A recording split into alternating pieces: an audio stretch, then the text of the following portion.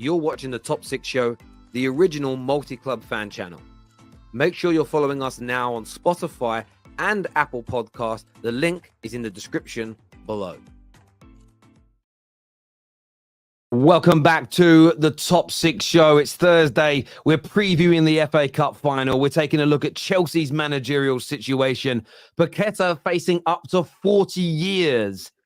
40-year ban from football for alleged spot fixing. We're going to take a look at some transfers as well with Isak to Arsenal. Arsenal not giving up on that deal. Plus Olise to either United or Chelsea as well. Brilliant panel for you tonight. Henry Wright back with us. Man like David is here. Carnage himself, Will, is in the house, and man like George, hashtag Durag Diaries. Paddy was meant to be here, or Paddy Murphy was meant to be here as well. We don't know where he is. Liverpool fans have kind of gone missing in the last few weeks, but hope he's well and good, and I hope he turns up at some point soon. But KJ, if you're watching, somebody else wants to jump in. Okay, actually, I think Gal's coming at 6:30 as well. So we've got people coming. It's going to be all good. But how are you all, gentlemen? You all well? Yeah, I'm doing pretty good. What yourself, man? Yeah.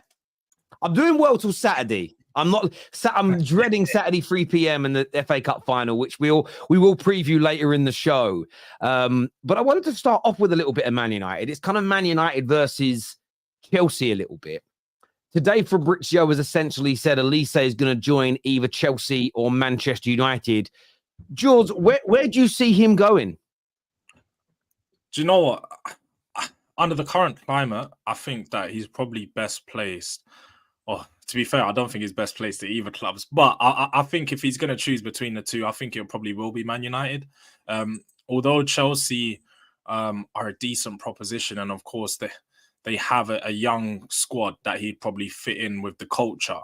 I just don't think that he's going to see the vision to progress at Chelsea. We've seen so many young players go to Chelsea as well as Man United, but Chelsea as of recently that they've packed out their squad with a lot of players, and it has gone wrong essentially with quite a lot of those players. It has gone wrong. They've not been performing to the levels needed. You don't really know whether they're going to keep their manager when they eventually choose which manager they end. I think they're in 4 or 5 managers in the last 3 years.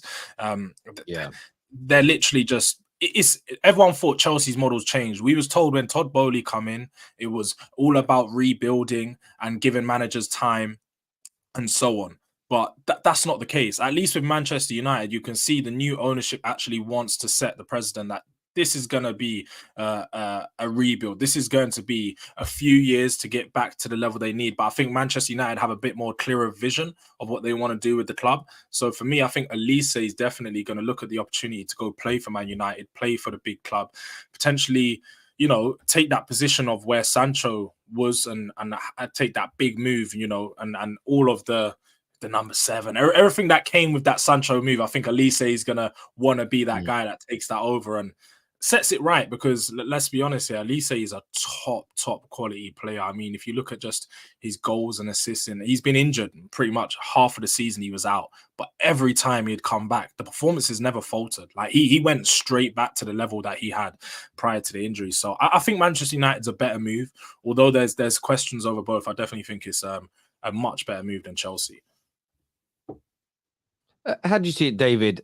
It's another youngster, but maybe a youngster with a little bit more experience than normal. He had, what's he got? He got to play between 100 to 200 games in his professional career already. So there is some experience that comes along with him. Are you confident that Chelsea can get this over the line, or do you feel that you need more experience and you'd rather spend the money there? I personally would rather more experience, but my owners aren't going to do that. So there's no point in me asking for it. So I think what's going to happen is he's got a release clause and Chelsea will just pay over the odds, as we've done. That's what I think is going to happen, because we'll pay over the odds. We'll get more favourable amortizations and whatever and all the financial stuff. And I just think it works out better for us. I think the guy's a special player. Whoever gets him, and again, he's one of these players when you look at them and go like, I don't think it really matters what system you're in. As long as we get you in the right position, you're going to create chances or you're going to score goals. I don't think it really matters which team he goes for, because he's a player who will back himself no matter where he goes. I personally would love him at Chelsea, where he fits in. It will create overcrowding because we have so many young forwards anyway. But for me, if he was to come in, he'd arguably, apart from Cole Palmer, be the best one. At United, I think he's great as well. He's a good player. I don't any forward better than him. He's better than Garnacho. He's better than Anthony. He's better than all your forwards pretty much. So. Well, he's better than everybody that we have on the right-hand side right now. He just is. Ahmad has looked nice and he's looked tidy in the last few games, but he's definitely better than what we've got. How do you see it, Will? I mean, he looks like it looks like he's going to leave Crystal Palace. Fabrizio's, pretty clued up and has said it's going to be either one of those two clubs. If you were advising Olise, both clubs are not in the best of positions right now, but United are starting off afresh this summer with probably a new manager, new board, new regime. Chelsea kind of still been doing it 2 years and haven't really kicked on. Where would you advise Olise to join? Yeah, stay at Palace and wait for a bigger club to come in. That's what I would tell him. But I mean, looking at those two clubs, that's kind of like the main options for him. I think Man United makes a bit more sense because I think he automatically goes there and starts. He'd be the best winger at your club, even though I don't really know, what you guys are going to do with your manager. I'm seeing reports that Ten Hag might leave. They're saying that he might stay. It's a bunch of conflicting things that are going on right now, which is why I would tell him not to go there. But then also, if you look at Chelsea, he occupies the same spaces that Cole Palmer does. He plays on that right side. That's primarily where Cole Palmer plays. So then what happens with those two now? And even though I do think that Chelsea are going to be in a much better situation to start off next season than Man United are, I just think, United are a bigger club. And I think he starts from day one at Manchester United. But I don't really think either of these clubs he should go to because technical players, they go to Man United and they just die. Very similar profile to Jadon Sancho, kind of like the same qualities that they have. And especially if you keep Ten Hag, you're going to go buy Olise to chase the ball for 60% of the game and then hoof it down the field to Rashford or Garnacho. It's not going to work. So, I mean, kind of sucks. You make a great point. Sorry, Will, you make a great point there. And I think that for Man United, I think we're a better choice for him and a more sensible choice for him as and when we know what we're doing. And what I mean by that is if Ten Hag goes and let's just say it's De Zerbi that's coming in, that's someone that's going to be able to work with technical footballers. If we make a sort of public statement that we are looking, to move forward and improve our football, then I think we're a great sell because as much as the last 10 years we've ruined people, as much as the last 10 years we haven't progressed, you can literally put up a sign that says under new management. And it legitimately will be. You can say, look, everything that's happened in the past is gone now. We're clearing all these people out. The board of directors are gone. These scouts are gone. The medical team is out. The manager and coaching staff are gone. It's a fresh start. The way players have behaved isn't going to happen now. You can sell that. Now, maybe not everyone will believe it. Not everybody will buy it straight away. But it literally is new people talking to you. As opposed to Ed Woodward or Richard Arnold saying, we've changed. I promise you this, like that guy in his vest who's drunk saying to his wife, I've changed. I'm a different man now. It's not the same story. With Chelsea, the one thing if I was trying to sell Man United to him, I'd be saying, look, Chelsea are going to tell you they're at the beginning of a new dawn, but this is their fourth new dawn in 2 years. That's what Man United were doing. So they're kind of doing what Man United were doing under Ed Woodward. I think he could go to either. I'm not trying to pretend and say that there's no chance it goes to Chelsea. But Man United, I think, have got to lean on the fact that it's going to be a fresh start. I don't see Ten Hag staying personally. I do think he'll move on. And I think we'll end up with a manager that we're all pretty happy with. I really do. And look, I love Olise at Man United. I think he's, again, a very highly technical footballer. I think we need someone who's creative like him. But I've also just looked at what you've said while you said it, looking at the heat maps. And I think heat maps tell you more about a player's position than the starting graphic on the sports channels. And his heat map and Cole Palmer's heat map are almost identical. Yeah, it's like they occupy the same spaces. Like, like they could both play in midfield. They could both play on like that right, but they primarily do their damage on the right. And I think it's always kind of idiotic to buy players and then you play them out of position because what made you want to buy them is what you saw them do on this side of the pitch. So now why would you move him?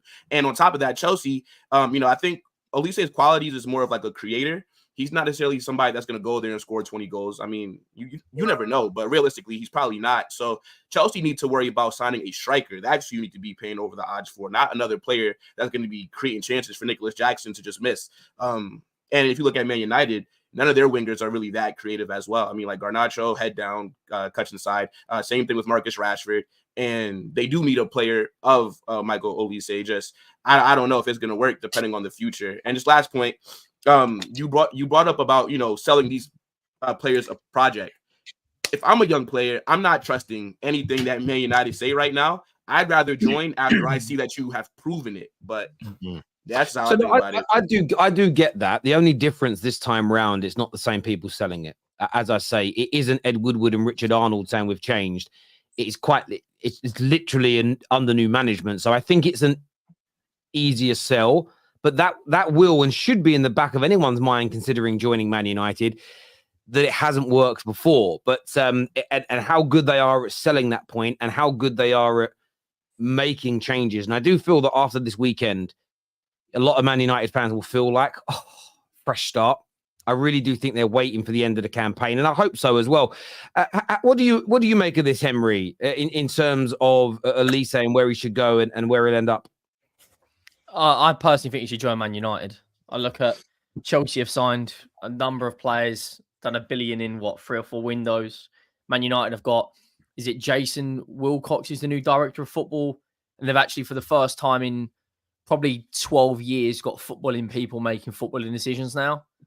Of course, I think Jadon Sancho will probably leave this window on their right-hand side. I don't really, or across their forward line, I don't think they've got a better forward than Olise. And he can kind of be like their first new signing. The statement's not, is it a statement signing for Man United? Probably not, but he can be the first new signing under a new regime. Plus, Chelsea, if they do sign him, like Will said, he operates the exact same areas. I know people can say Palmer can play in the 10, you know, and he has played in the 10, but I think he's better out on that right-hand side. And if you're going to spend, I don't know what his release clause is, or if he's still got a release clause. If you're going to do, say, 50 million on the exact same area, you've already got one of the best players in the Premier League right now. I don't think it's smart business. Where Man United, however, their attack's a mess. You know, you've got Anthony probably will be going. You've got Rasmus Højlund if they need another number 9. You need creativity going into that number 9. And you've got a player like Olise. I think he got 10 or 9 goals in the league, and I think he only played 18 games.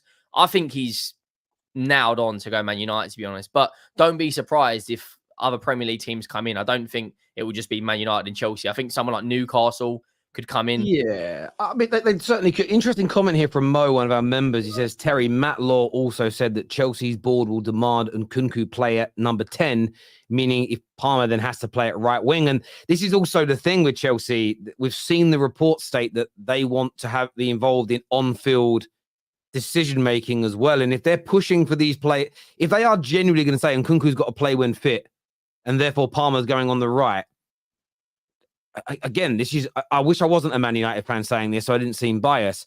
But if you're advising Olise and they're your choices, I mean, you might go with what we all said and you just say stay at Palace, but you're not going to pick Chelsea if you're not guaranteed to start. Because the last thing he needs at 22 years of age is to go to a club.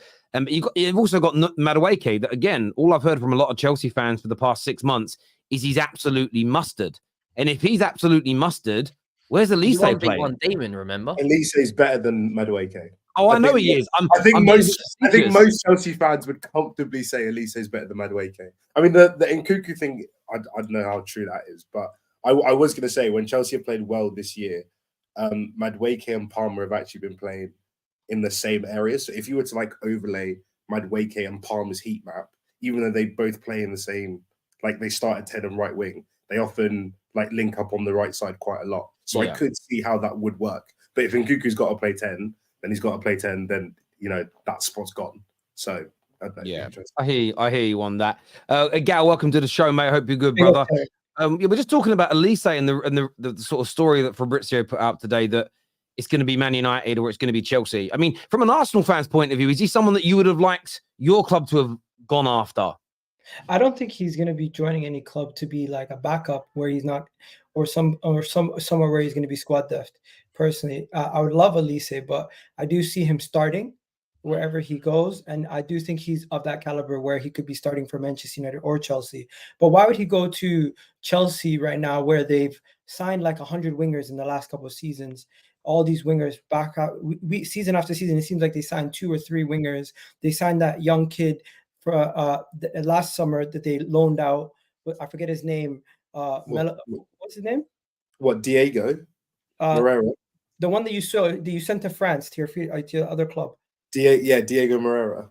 And then you have Angel. What's his name? We've got Angelo, Diego Moreira, Kendry Pais, now Willian Estavio as well. You have a whole 11 of wingers. It doesn't make sense for him to go to Chelsea. Simple as. The Manchester United. He goes to Manchester United. Not only does he start, you could kind of put him. You can kind of tell him that like he will be taking the mantle as an English homegrown player, and he could be there for years. And maybe he has that connection to Manchester United, as you guys were one of the more successful clubs while he was growing up as a youngster. So you never know. Maybe because he's a London boy, he might want to stay in London with Chelsea. That might be a thing.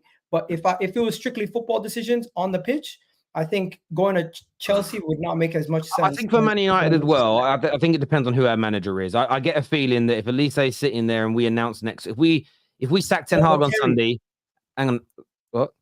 Why does the manager matter if it's Chelsea? They're a merry-go-round worse than you. But what I'm about to tell you why it matters. I said we're not a merry-go-round anymore, though. From this summer, I'll be honest with you, I'm back in my club. From this summer, we're no longer a merry-go-round. It's a fresh start. It's a new club as far as I'm concerned after this FA Cup final, because it's a brand new bunch of people running it. Although Dan Ashworth might be a bit delayed because he sent a silly email. But but then it goes to prove the point. I told everyone for months, not because I knew anything, but I understand how business works. They were already working. They've already been working, just not officially. But I think Olise should. I would still advise him to wait. If we bring in a manager that we'll get a bit excited about, there's always going to be a question mark. But whether it could be a De Zerbi, it could be an Almiron. There's talk of Tuchel. Cool, come.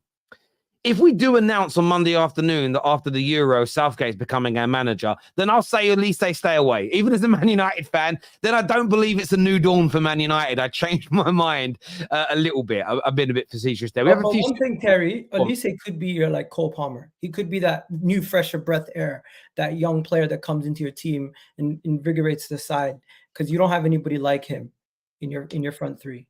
Someone here said, wait. He's not going to the Euros, Terry. Did I say he was going to the Euros? I don't know if you did, but I don't think England or France called him up. So I think because he can play for both. I mean, it's one of them ones. I look at Southgate and go, mate, just get him into a competitive game so he can't play for France. Do it. Be smart about it. This year says Jaws, my G, but there's only so much more you can do to get more waves, man. It's all good. Put the comb down. Big up the man them. Big up Tevin, man. Kevin's always on our case. I love it. United also, this is true here. Olise is a Man United fan as well. I think things do help. De Zerbi or Mckenna, and I'm happy with either of those choices coming into Man United. I really am, for where we are and what we need to do. Big fan of De Zerbi and Mckenna. I think there's a manager in there. Don't want Southgate though. Don't want Southgate. Do you think City could come in for Olise? If Bernardo Silva goes Barca, which apparently they're back in for him, and do you think City could come in for him? City could. City have Savio coming in from Girona. Yeah, true. They've got that's true. Yeah, aren't they going to loan him back to Girona or something? They were saying. Nah, he's staying, bro. Savio's cold.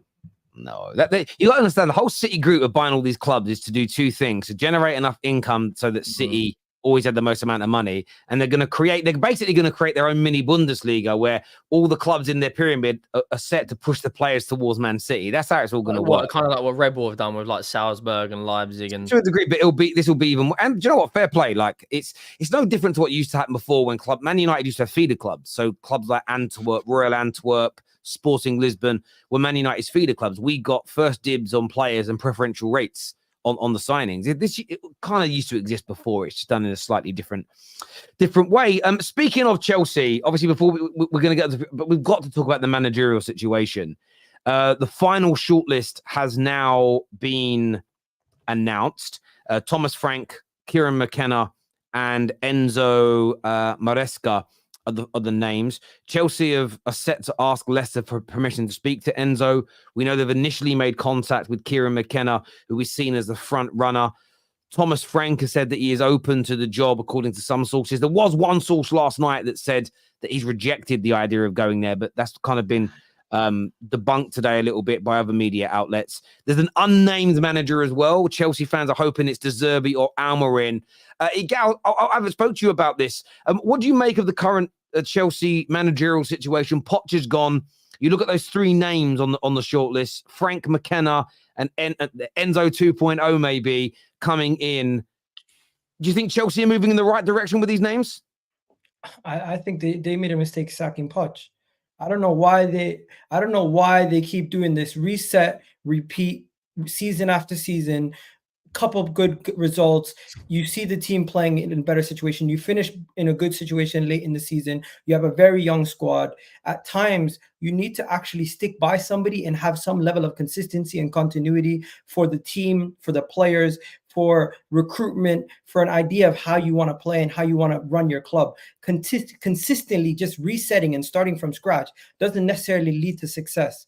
The way they're currently doing it is actually a lot more disorganized than any other club. You can look at Bayern Munich and Real Madrid and say, you know what, they've led to success because they've constantly sacked managers. But they had the bedrock of a good organization that have been able to build a decent squad of a good age that has already had success. This team that Chelsea have, none of them are, at least maybe one or two of them are left from the team that won the Champions League.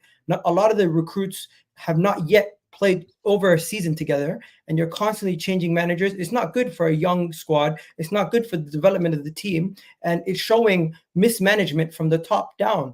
I think they don't know what they're doing when they sacked Thomas Tuchel. They didn't know what they were doing when they hired Graham Potter. They didn't know what they were doing when they got interim managers in to hold them out for the rest of the year. And now sacking Pochettino after he finally showed some light at the end of the tunnel, you're going to bring in who? Who are these people you're bringing in? At least if you had somebody in the pipework that you have already looked at for years, or somebody who has shown that they can develop teams and work at the top level, maybe. But right now, it just looks like they seem to have fallen out with the manager. They want a little bit too much control. They want a yes man, it seems. And Chelsea, I thought you guys were headed in the right direction come the end of the season. Now you're back in the abyss, the unknown. And Terry, I think whatever manager they get in, they have no patience as a football club. They have no patience as an ownership group. They have no patience as a fan base. And there's nothing to show me that they're going to improve unless they grow some patience and actually stick with somebody and get some cojones and, you know what, back something. Because right now, constant change can just lead to mismanagement and disorganization. Do you know what? The funniest thing that I've seen is quite a lot of Chelsea fans justifying. They're trying to justify standards. They don't know what they're talking about. The people they're trying to bring in, they keep saying they have standards. We're looking for a head coach. Guys, I've got to do They keep saying, yeah, they're not looking for a manager, they're looking for a head coach. But no, pardon my French, they're looking for a bitch. They're literally looking for someone to just sit here and say yes, nod their head to Todd Bowley and be like, yeah, I'm going to start the player you want. Yeah, I'm going to play the way you want. Oh, I'm going to do it. Like, no, that's just not how football works. Football works, you bring in a manager, he's going to play the way he wants, he's going to want to use the players he wants, and he's going to have to find that system that works best for these players around that. You cannot have a player, someone especially like Todd Bowley, who he's come out in the media and said, I don't watch football, I don't know football, I don't like football. He pretty much said that he just doesn't really have a clue about it. So how are we having this guy even have a say in what players should be playing for Chelsea, what players should be starting? The fact that it's come out that, oh, he wants Nkunku to play in a 10. Does he even know what the number 10 is? Does he know what's required of a creative player to play in that role? It's absolutely nuts that Chelsea fans are even trying to justify this. And even fans that aren't trying to justify this, it's nuts that they're trying to say, yeah, look, sacking Poch is for the better of the club. It's not. Because every manager they're going to bring in, let's be honest here, although they might not like Poch, and I'm not here to be a Poch defender, none of these managers have better credentials than Poch. A lot of them are probably going to be at the level that Poch was at when he first joined Southampton. He managed Espanyol, and then it was his first Premier League job. He played good football, but he had no experience. That's essentially what all these managers they're looking at bringing in are. They're managers that have never managed in a Premier League. So as much as they've played good football, Company played good football in the Championship. He did. Obviously, he didn't have the players to transfer that into the Premier League, but also it's completely different in the Premier League. The level of the tactical managers, you've got the likes of Pep's, Klopp's, Arteta's. You've got some top managers in the league that will be able to battle that system and counter it. So the fact that they think they're going to bring in a young, up-and-coming manager and it's going to work out for them, no. If it does work out, it's going to take 3 to 4 years to work out. It's going to be a project. You're going to do what Arsenal done, and you're going to have to give them a few years to figure it out. But from watching how it's planned out with Poch already, you can already tell they're not looking to do that. They're not looking to let the manager have the 3 to 4 years to figure it out. They're just looking to bring him in, hope that it works out the first season. And if it doesn't, all right, you go on to the next. And that is never going to work because there's no continuation. Like Gal said, there's no continuation for the players. And also, one of the biggest things that hasn't been mentioned is the managers they're looking at are quite frankly unknown. They're unknown to football fans. They're more unknown to football players because football players don't watch football as much. They'll focus on their season, but they're not paying attention to the Championship, the La Liga, and what's going on. So when they hear Enzo Maresca, when they hear Kieran McKenna, they're going to be like, who? A lot of these players probably get paid more money than them. They're not going to respect the manager that's coming in because they've never heard of him. It's different when you bring in even a young and upcoming manager. Let's just say Xabi Alonso or company, because at least these players have established careers and they're massive players. They're world-class players. So you know what? Even if you don't respect them as a manager as of yet, you respect that they were top players. So they have some knowledge of football. But these managers they're looking to bring in are, quite frankly, unknown. They're unknown and just haven't worked at a good level. So it's just a mess all round, honestly. Will, you were saying just before George that what Chelsea have done is right, that they've got standards. They have standards. Yeah. I mean, look, I think so. You brought up Bayern Munich, Real Madrid, right? Chelsea are also in that conversation for one of the most successful clubs since the year 2000. Since Roman Abramovich came in, I know that he's not there anymore, but that model of sacking managers, if it's not working out, it's proven to be very successful for them. I mean, like if you look at their last 10 years that Chelsea have had, they've been very successful. And now I don't necessarily think that Poch deserved to be sacked. I thought that how they ended the season, his job was going to be safe for at least one more. But those 6 games, that doesn't override what happened the entire season. Like, to me, okay, well, I think that it is right for them to sack him because when you sack managers, right, it shows that there's standards at the club. If you're not getting the job done, they will move you on. There's nothing wrong with that. I think, yes, the managers that they're being linked to now, I don't agree with any of these guys. I think that they need to go get a proven winner. I think they got to go apologize to Thomas Tuchel and bring him back, right? Because he is somebody that's going to be able to win them more trophies. So I think, kind of getting on Chelsea for sacking managers when it's proven that it works, right? It's got them 2 Champions Leagues. Since I started watching football in 2014, right? Champions League, a Premier League, Club World Cup, all these trophies I've seen Chelsea win. So the model does work. I think for them to just be sitting around after he spent £1 billion on this same squad, and you're going to accept the way that they were this season, despite all the injuries, it's not good enough. So I think, yes, it was kind of harsh for them to sack Poch, but at the end of the day, that's how you have to be, is ruthless. You can't just be waiting around 4 or 5 years, and then what? If you don't win anything, then that's okay? Come on now, bro. Well, it's not about not winning anything. They knew they set Poch up for failure this season, and he still ended up getting European football for them. That was their target. They at the end of the day, when they kept coming out with targets and speaking about what they were trying to achieve, he ended up getting them what they wanted at the end of the day. If Manchester United don't go and win the FA Cup, which is Europa League football, number one. Number two, the way that they've been sacking managers does not make sense. Sacking Thomas Tuchel the way that they sacked him. Sacking Poch the way that they sacked him. Of course, they hired Graham Potter. He wasn't good enough. Fair enough. That one I somewhat semi-understand, but they never really even gave him a chance. He came in halfway through the season and you sacked him before the season even ended. It just doesn't make sense, right? So you can back the managerial sackings when it was Roman Abramovich because they had the bedrock of a decent squad that could actually perform, and maybe the manager was underperforming and the team was good enough. But at this situation, the team is not of the level where you can compare to the top teams, and the manager is being stuck with a project that he doesn't know if he's even going to be able to see out a year. And do you know what is a goal, yeah? Wait, good question. Wait. Well, why don't Chelsea have a good team? Chelsea are not sacking managers. To me, Chelsea are not sacking managers for standards. They're sacking managers due to sheer incompetence. They don't know what they're doing. They sacked Thomas Tuchel for no reason. They sacked Graham Potter because they thought it was the wrong appointment. And now sacking this man is clearly because they want more control of the football club. And do you know what, Will? You can't, standards, because if it was about standards, they would be demanding more from the manager in the first place. The club targets are very contradictory too, because if you want to win now, you don't target a young and upcoming manager. That just doesn't make sense. You can't target someone that's young and upcoming who's never won before and then be like, oh yeah, we want to win now. That just they're contradictory statements. Wait, I but don't then think win it's- I what? don't think Like, are you it's a talking bad about thing. I the don't think Premier it's a League, bad the FA thing. Cup, Carabao Cup? Like, win what? Because there's me- 3 me- different me as a trophies that Chelsea Chelsea can fan, win.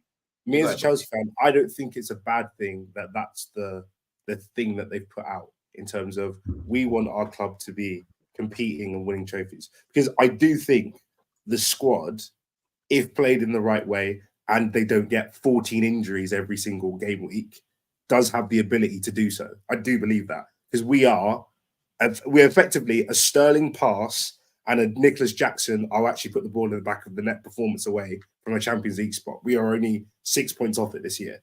Yeah, I don't think it's the worst thing in the I'm world. 3 I wins would- off 2 league titles. It doesn't No, matter.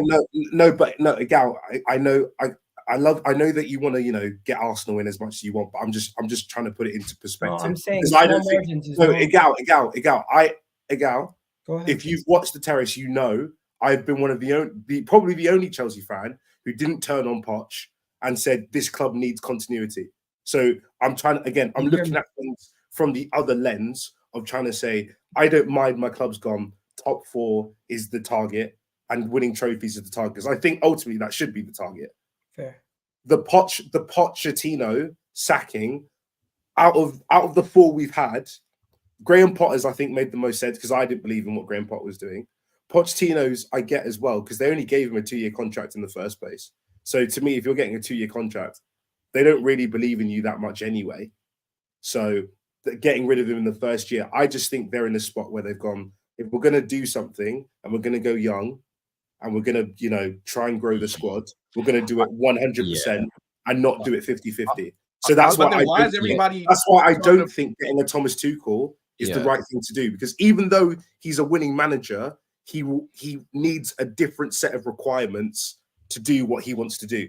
And that ultimately would lead to us uprooting 400 mil worth of squad. We can't do that in a summer.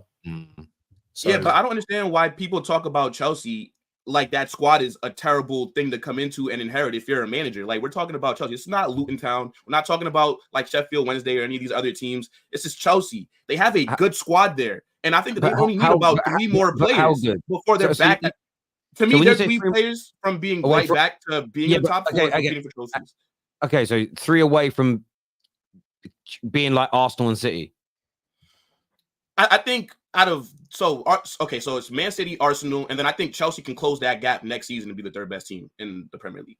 With 3 players. They need a striker, they need another center back, and they need a left back. If they go sign 3 I'm not smoking, bro. Chelsea are not a bad they're not a bad squad at all. What are we talking about here? You got Cole 3 Palmer, players, you got Reece James, Malo, Levi Colwill, Enzo, Caicedo, Romeo Lavia was hurt, and Kunku was there as well. They just need somebody to put the ball in the back of the net to finish more of those chances. They need a left back. Go bring back Ian Maatsen. He's at Dortmund balling out right now. That's still their player. You could bring him back. They just need a few more these players. Will, but this is, I think, that the point you're missing. You're entitled to your opinion. The Maatsen situation, again, the club that you're saying are right for having standards are the ones that got rid of him, as an example. The club you're saying sacked Poch for standards because they want to be winners are the same people that you believe have built a squad that's 3 players away from being at Arsenal and City's level and competing with them. But yet their plan now is to go and bring in a manager who has never managed a top 6 team, managers that have never played in the Champions League, some that have never even managed in the Premier League, and you're asking them to deliver those standards that you say they have. That's where the contradiction comes in for me. I understand the logic of a well-run club with a very good squad sacking a manager that fails. I don't think there's anything wrong with that per se. You're a Madrid fan. You've seen it. Madrid's squad is nearly always one of the best in Europe. So you sack a manager if somebody else does bad. But this is where the contradiction comes in with Chelsea. The managers they're now looking at don't seem to match the standards that people are saying they're delivering by sacking Poch, because they're looking to bring someone in to help build a squad. So one minute they talk about it's a project and we've got to build. The next minute they're talking about we need to win now. If you want to win now, you don't go out buying 18, 19, 20, 21-year-olds. You buy some that age, but you bring established players. Your squad, Real Madrid, you've got some brilliant young players. But do you think the success of the last 2 to 3 years of Ancelotti would have been achievable without the Mudryks, the Toni Krooses, the Rudigers, the Benzemas of this world? The answer is probably no.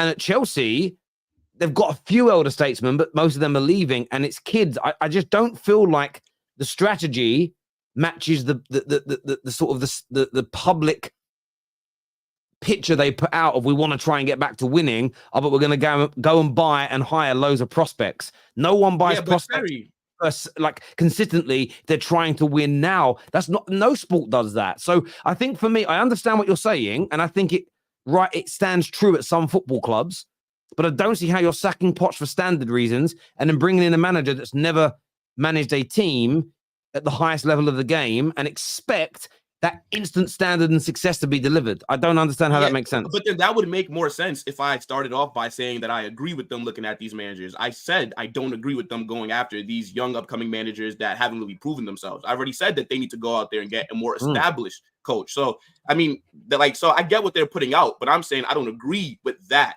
Now, secondly, the reason that I forgot what I was about to say, but the reason that I don't think that Chelsea are as bad as everybody else does. So I didn't say that they were going to compete with Arsenal and Man City. I'm saying I think Chelsea can come third next season. That doesn't mean that you're necessarily in the title race. I just think that they can that they can be the best of the rest. Also, unless you're talking about the Premier League, Chelsea can still go out there and win Europa League next season. There's still the FA Cup. There's still the Carabao Cup. Everybody only wants to focus on the league. And if we're being honest, Chelsea were at Wembley twice this season, and they outplayed Liverpool in that Carabao Cup final. They should have won that game, and they should have beaten Man City, but they don't have anybody to put the ball into the back of the net. All that they need to do is go out there and sign, again, 3 players, a striker, a center back, and a left back. And Ian Maatsen left because Pochettino did not play him. If it's a new manager coming in. I'm just going to say this. Will, I understand half of what you're saying, and it makes sense. I get your opinion. Don't agree with it all, but I totally understand it. My issue is I don't believe they sack Poch for standards. And then you disagree with the manager they're now looking at. If you disagree with the manager that they're looking at because you don't think they're anywhere near the standard, how do they sack Poch for standards? If they've got the standards where they recognize Poch isn't good enough, the next stage after recognizing Poch isn't good enough is to hire managers that are below him on the pecking order. It tells me they sacked him, not so much for incompetence as the gal said, but they sacked him because they didn't see eye to eye anymore. And I think what Poch has said to them is, this strategy of yours isn't going to work. We can play nice football, we can have good moments, but if we keep buying kids, we're not going to get over. I think that's more the issue than Poch wanting 100% control over who comes in and who goes out. I think it's more about the age profile and the type of player they sign. And that's why when I hear standards is when I hear like, we've got to behave like we did under Roman, well, then the variables need to be the same. If you want to make the punch taste the same, you've got to put the same measurement, the same ingredients and the same measurements in. But if you suddenly start using a cheaper vodka and a cheaper tequila and you put too much fruit juice in, it's not going to be the same punch. So for me, if you want to get out Roman results, you've got to behave like Roman. And when Roman got his best results was the first 10 years. And what did he do in that time? They bought the best players available and got the best managers in possible. That isn't what Chelsea are doing right now. So you're asking them to behave like Roman. You know, you're asking for a cheese omelet, but you're giving him the ingredients for a cake. And it's producing inconsistent results, to say at least. So I don't think you're wrong by saying they should have standards, but their actions after that are not of the standards that you're talking about, in my opinion. Facts. I was just going to say this, Terry. I'm not sitting here saying Chelsea are an absolute mess. Everything's an absolute shambles. I just think a manager who ended the season off positively, nurturing these guys, going into next season, being able to help the recruitment team figure out what he might need and getting everything going on would help this young squad a lot more than a managerial change right after the season ends. Yeah, I just think some consistency at the top when it comes to the manager can help the players get the best out of them going forward. And constantly changing the manager can maybe change the way you're going to see these players. Maybe Cole Palmer doesn't play as well next season because he's asked to do something different. Maybe I don't see the manager as the problem, though. The bit that stands out as the red flag is experienced manager to up-and-coming managers to experienced manager, up-and-coming manager. Tells you there's no plan. Where Will was spot on, Real Madrid ain't going to be doing that. Real Madrid are going to go after someone they believe can win now every time. That's their model, and it works for Real Madrid in the way they operate. You know, Bayern Munich, by the way, are now going for something a little bit different. They've even said it. We think Vincent Kompany's got the potential to become that top class manager. They're desperate. They know, but I mean, some will say that's desperate. You know, for me, I look at them and go, I get he's a talented coach, but they're not where Man United are right now, in my opinion. I mean, their situation's a little different as well, where loads of people have rejected them. So they didn't just go for Vincent Kompany number one. I swear they've been rejected about 7 or 8 times by people. So it makes a little bit more sense because they've been rejected so much by this stage. Henry, we haven't really got round to it, but the names on the list, who do you think Chelsea should go for off the names of that short list? Who do you think they should go for? Who would be the best bet in your opinion? I mean, who's it? It's Mckenna and who are the other two? Sorry, it's Enzo something from Leicester, from Leicester, Maresca, and Thomas Frank. I mean, she's talking about 2 managers that managed in the Championship last year, and a manager who, Brentford, let's be honest, had a very bad season. I mean, I'd probably go for Mckenna, but the narrative that Chelsea want, you know, the standards, yet we're going to sign everyone and put them on 8-year contracts. Like you just said, there is absolutely no plan. Is that one minute I won't have this one. This is one thing I won't have. Our signings, there is a plan. You may disagree with there's no plan for the hierarchy. Okay, there's a plan in putting players on 8-year contracts, but then you're not giving the manager any time to see out the players' contracts. Pochettino's 1 year, gets them back in Europe, gets the elbow. Tuchel was given 4 months or 5 or 6 months under new ownership, gets the elbow. Potter wasn't given any time. So yes, there's a plan in terms of signings, but the manager needs to. If you're Mckenna or the other two, or Frank or the Leicester coach, and you're looking at Chelsea right now, going, "Hang on, Pochettino gets them back into Europe, and then he leaves." Does that fill you with any confidence? No, but I don't think they're signing players to match managers. I think they're signing players to play a style of football, and then so they're all club signings essentially, and then they're getting a manager to and do it that way. And that's David's right, and that is a lot. That's fine. I don't think there's any issue with that at all. No, it's the fact that I agree with everyone that say the managerial hires don't make sense, because I'm struggling to make sense of it. The player signings do make sense to me, but I don't get the manager signings. Yeah. Why wouldn't you want to go to Chelsea though? Because if you stay at Ipswich, right, more than likely they're going to be getting slapped every single week next season. And then now at the end of next season, I'm about to say, like, he's going to either Brighton, Manchester United, or Chelsea. He's upgrading regardless. It's just which level can he go to? If he can get a Chelsea or Man United, he's going to stick around. But if he ends up with Brighton, it's a good consolation prize for him. How much time is Mckenna actually going to get if he's the Chelsea coach? If they have a wobble, a year tops. If he does well, never managed in the Premier League. And what is well then, David? What is going to be well for a manager in his first season in the Premier League? If he finishes 5th and makes a final, I think he would stay. Providing that's essentially what Poch done. Hold on. Yeah. Providing we get an English Champions League spot for 5th, or he doesn't piss off the owners. Because it's very clear to me that Poch and the owners did not see eye to eye on many things. So that's why I think the main reason for Poch leaving was. I don't think it was a performance issue. I think it was a. So you agree the owners are a problem? I don't. Me personally, I don't have as much beef with the owners. I disagree with some things they've done, but I don't think they're all bad. But at the same time, like I didn't want Poch in the first place. So I'm not crying that he's gone. Like when Tuchel left, I was genuinely upset. When Poch left, it's a bit different because I didn't want him. However, I thought we should have kept him. So I think the owners need to take a hands-off approach because they're interfering too much and they don't know enough about the sport. That just what I will say to anyone who thinks that I get you think they should do it. The briefings they've given the mess, they are all over this like white on rice, and they are. I think that's what's causing. And that isn't some weird thing that's going on in Arsenal's dressing room when I say white on rice either. Some more super chats here. This one says Roman's punch can't be replicated. Revenues and rules prevent the same measures being poured. It is very true as well. You can't replicate what Chelsea did in those first 10 years because of FFP. It's impossible.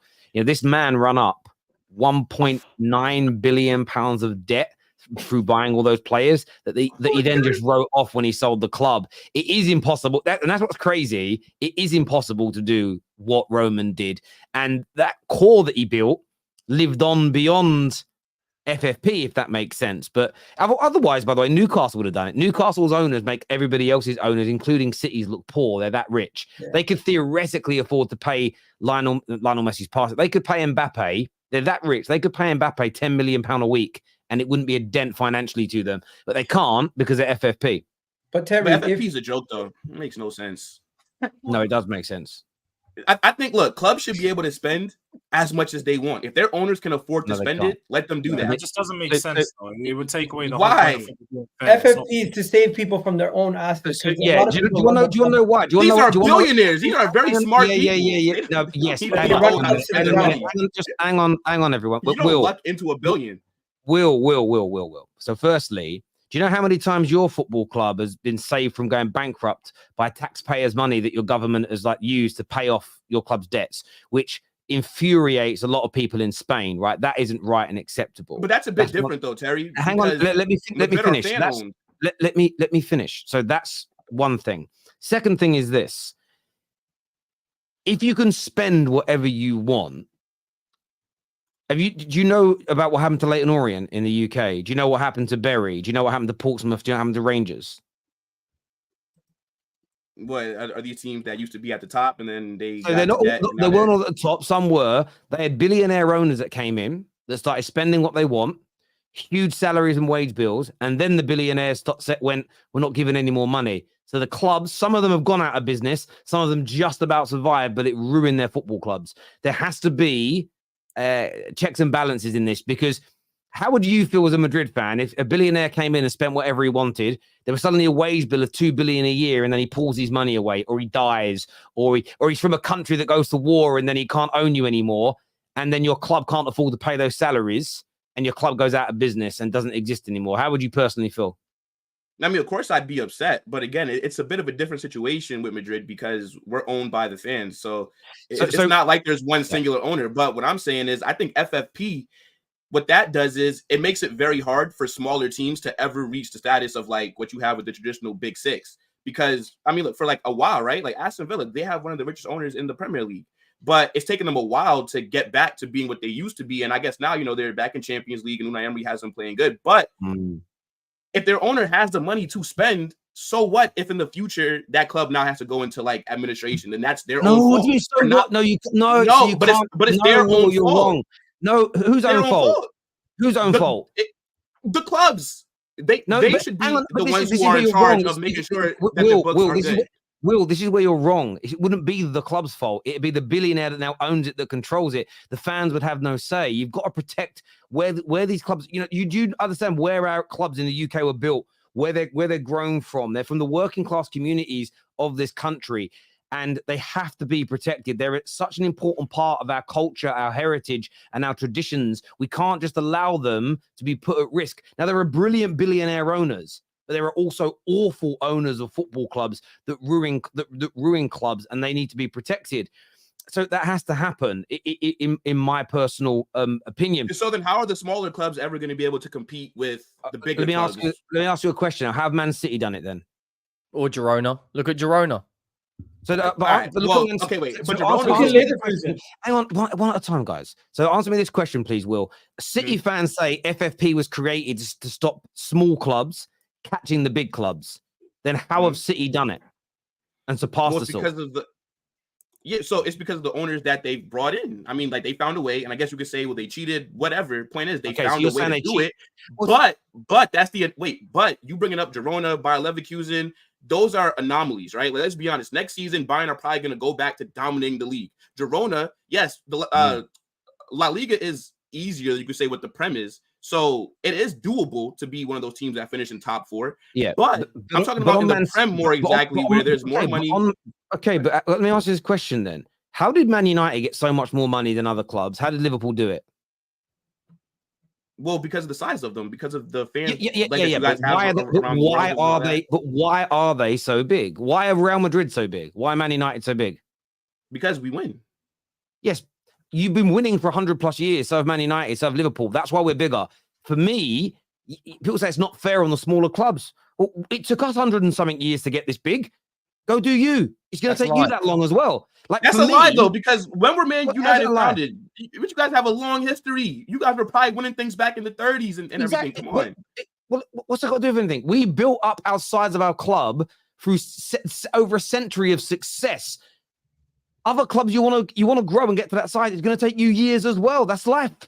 So you're telling me that there's a Norwich fan out there. Let's say if they get bought by a Saudi guy, right? So there's Norwich fans that should just wait forever before they can actually probably compete, even though they have the money to spend. But they can grow. They can grow, but it has to be sustainable. Because what happens if that Norwich fan goes, do you know what?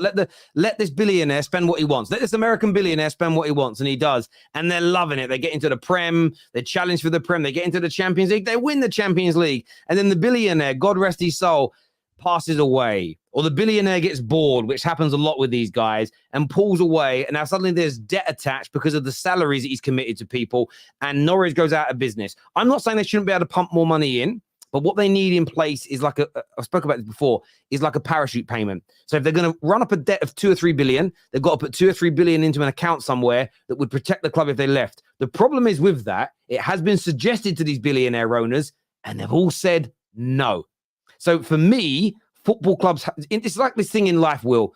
You have to sometimes protect people from themselves. We all get really sort of gooey-eyed. Oh, my God, we might have a billionaire spending loads of money. My brother's an Orient fan. When they got this billionaire that bought them, they were absolutely gushing. They were League One. They were getting championship players and paying them 20 grand a week. They don't bring in 20 grand a week in revenue. Within 3 years of that, they were nearly out of business. I've seen it happen, bro, and we have to protect football clubs in this country. Look, we're going to move on a little bit here. Sorry, I was reading a super chat here. It says, "You're a regime club. Barca are a real fans club." I'm not getting into that. So Will was saying, "Fuck them fans." Didn't Man United do the same thing and dominate during the Fergie times, Terry? Come on now. There's a safeguard can be put in place. But again, so this is the difference. You've got to understand this. Man United, all clubs used to have millionaire owners, okay? And they were spending money that was big, but it was manageable by the football clubs, generally speaking.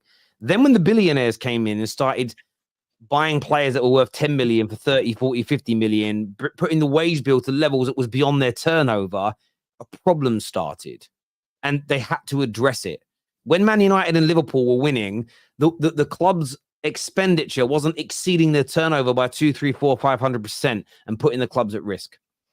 This here says, will Ukraine war with Everton and Osimhen, good example of why PSR and FFP are in place. It's a very, very good point as well. They sacked Tuchel for not winning too much. Sorry, for not wanting too much control with transfers, and they sacked Poch for wanting control of transfers. Lol.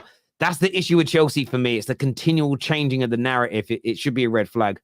I'm tired of these directors making mistake after mistake and not being held accountable. I'm tired of the constant sacking of managers. I'm tired of this kindergarten FC model. Thank you, Karius.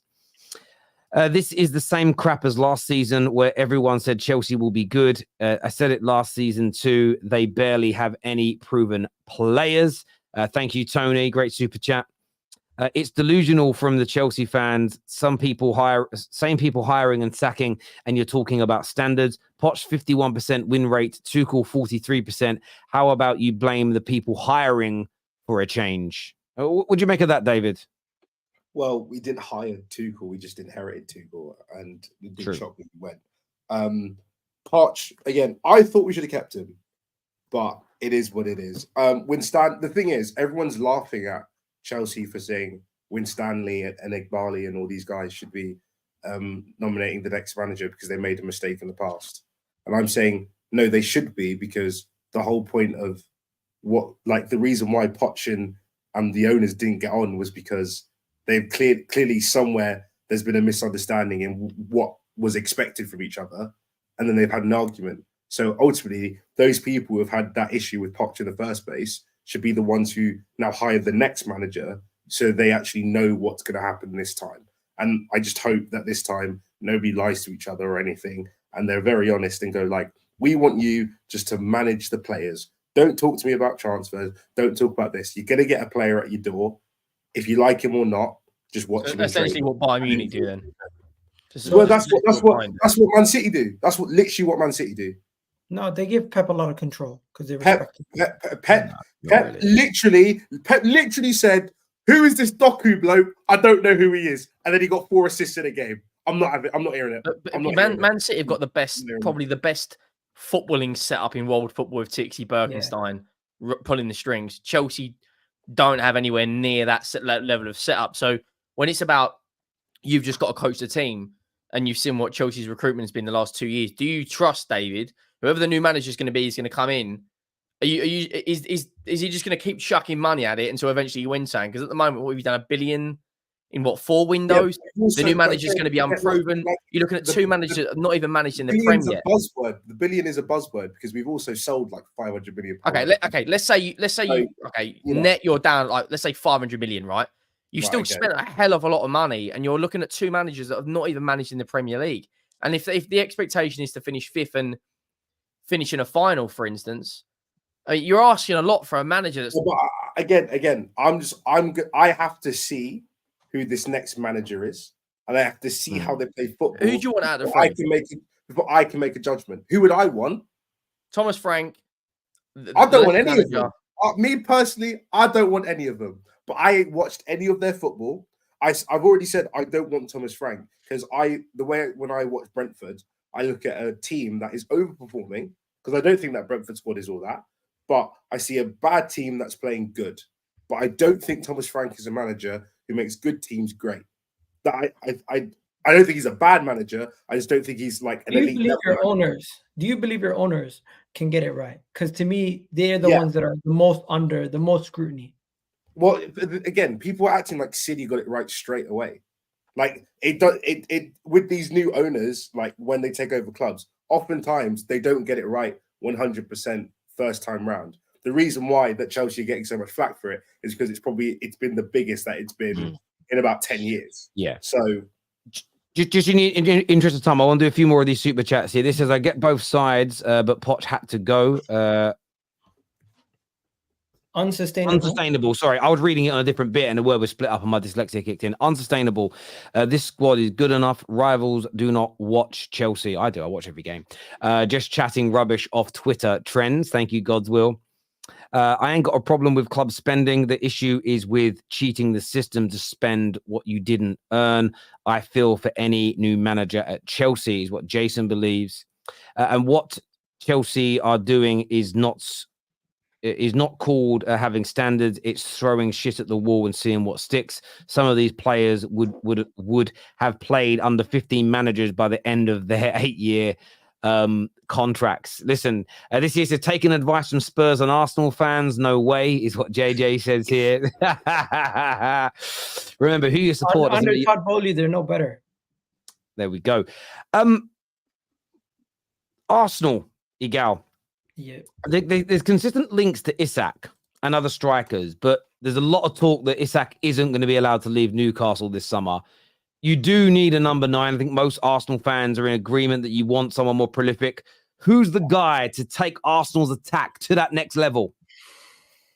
Terry, if we can throw the kitchen sink and try to get Isak, I wonder how much Newcastle will actually budge.